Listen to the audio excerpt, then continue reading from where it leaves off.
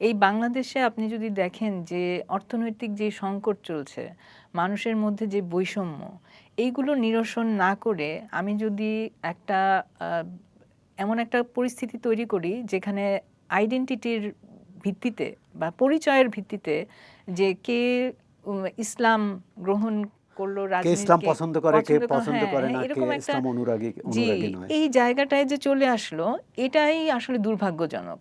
এবং আমরা দেখেছি যে আপনার মাদ্রাসা শিক্ষা এমনভাবে বেড়েছে, সেটা শেখ হাসিনার সময়, বিএনপির সময়, প্রত্যেকটা সময় আমরা কিন্তু দেখে এসেছি যে গত 15 বছরে এই মাদ্রাসা শিক্ষার এক ধরনের প্রসার ঘটেছে এবং তাদেরকে একভাবে ব্যবহার করেছে। এবং যারা এই বৈষম্যমূলক মানে অর্থনৈতিক ব্যবস্থার মধ্যে পড়েছে, তারা আসলে বিভিন্নভাবে দেখছে যে তাদের কাছে কারা আছে তাদেরকে তারা গ্রহণ করেছে।